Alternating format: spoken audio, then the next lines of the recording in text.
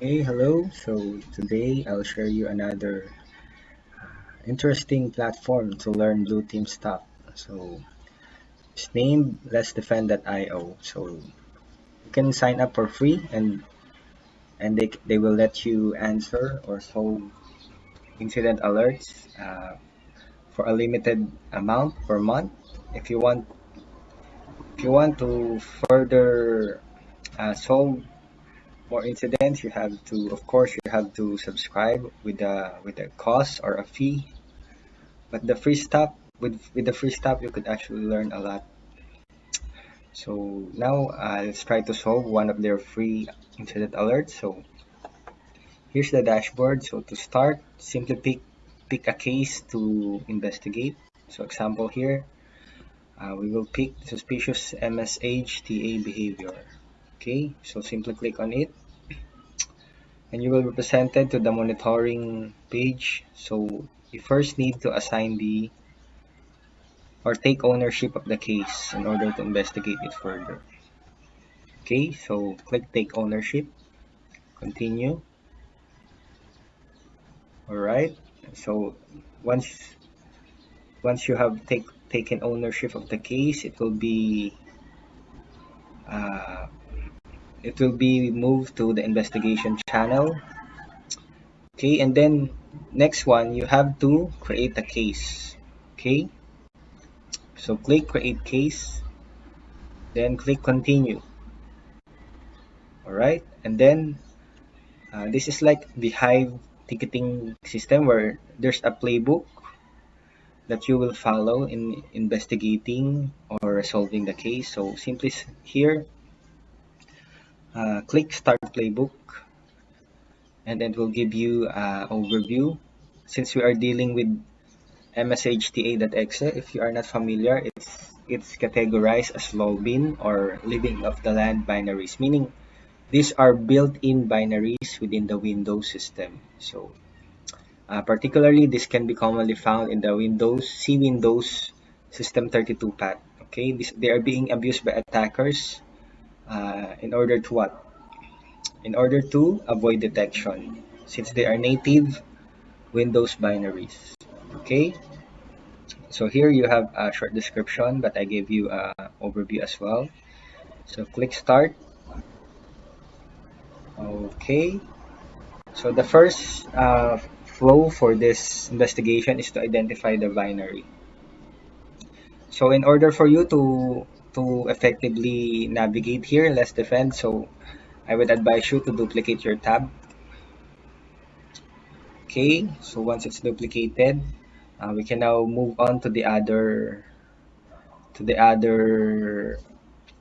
menu or options within the let's defend. So this is like a platform with the combined SIEM EDR ticket management system all in one. So pretty cool, right? So kudos to the Let's Defend IO team. Okay, let's now go to you can actually click here or click here, right? So we can click on the endpoint security. Actually, it will open another tab.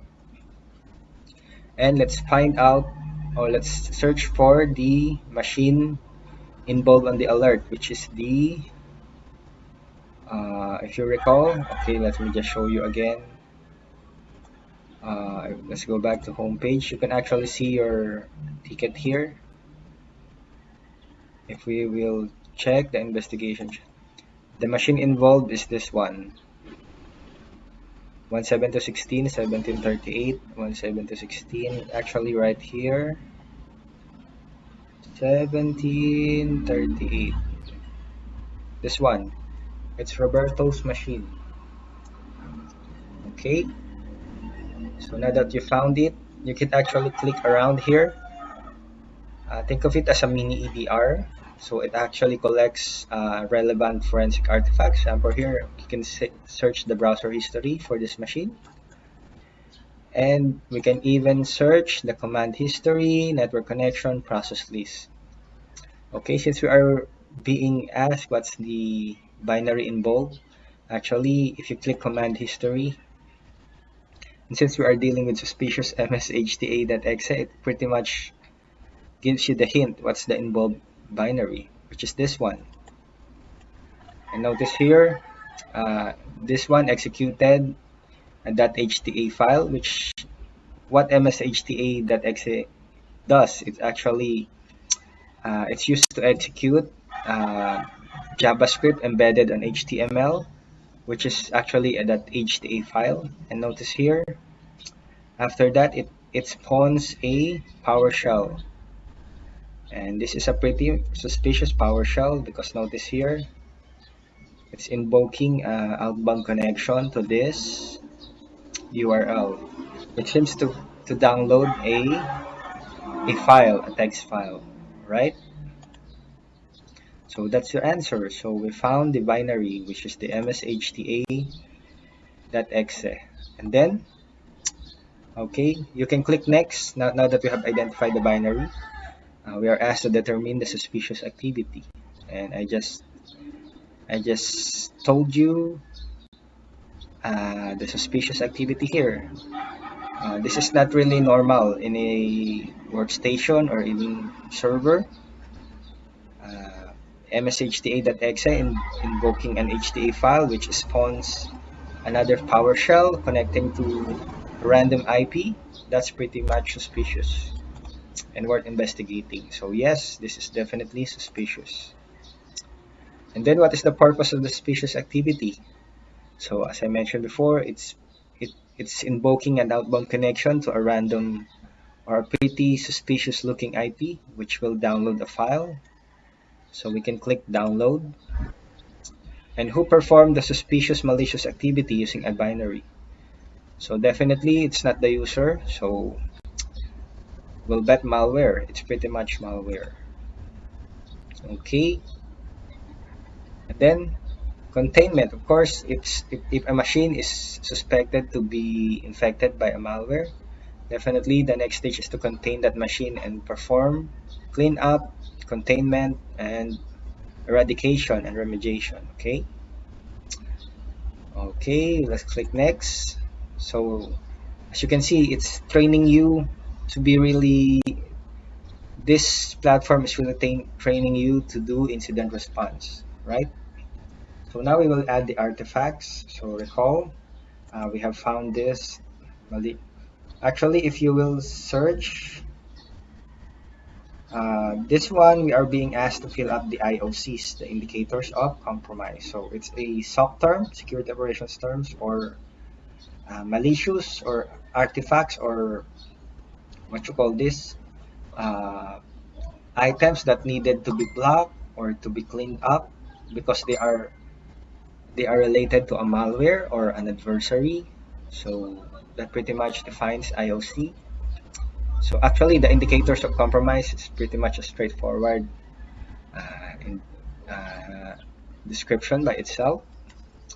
Okay, so actually, if you will search this IP, you will notice this is pretty much a malicious IP.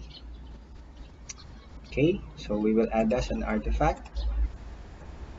Okay, let's add that IP address. So malicious IP. And you can also add another one. We can add this one URL.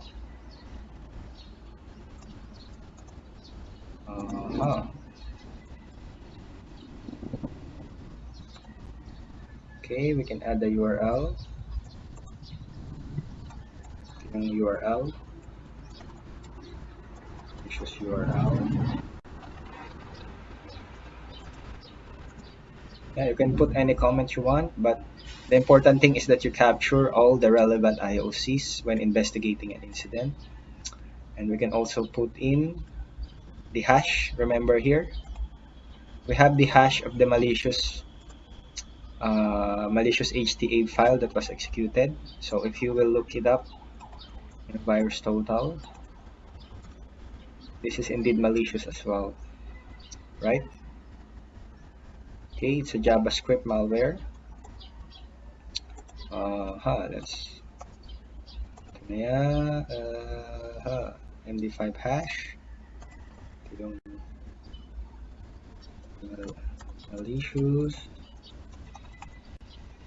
PS file. We can click next once you completed the artifacts. You can add more, but for the purposes of this demo, so this one really enabled you to capture all the relevant IOCs. So click next once completed, and then you can enter here analysis. Actually, I prepared it here, analysis notes. Okay, I'll just copy here to save you the time. Okay, so from what we investigated, this is a LOLBIN that was leveraged to avoid detection. So it used to execute a malicious HTTP file that will spawn another LOLBIN, which is PowerShell.exe, that will download a file from malicious IP for the second stage of the attack. Okay, so this will also train you to write incident report nonetheless. Okay, so pretty cool stuff. So next, then we'll finish the playbook. Yes. Okay, and then we can now close the alert once we have did all the relevant incident response steps. Of course, in the real life, you need to really block those IOCs in your perimeter, either perimeter tools like your firewall, EDR, proxy, antivirus. If you need to add the hash, if it's not yet detected yet, okay, and continue. Now we can now close the alert. This is what I'm telling you. This is a free plan. You can see 15 alerts each month. If you want to investigate more alerts, you need to upgrade, subscribe with the cost. Okay. So now we can now close the alert. And then you have to give your disposition. So true positive, false positive. So if you're not familiar with this terminologies yet, true positive meaning this is a verified malicious activity, while false positive is a false alarm, synonymous to false alarm, or not really a malicious activity or just a benign or a legitimate activity. Okay, so since this is true positive, we can actually put in the same notes we have for the analysis, and we can now close the alert. Okay, so and then Let's Defend platform will score will give you a score or rating based on your provided answers.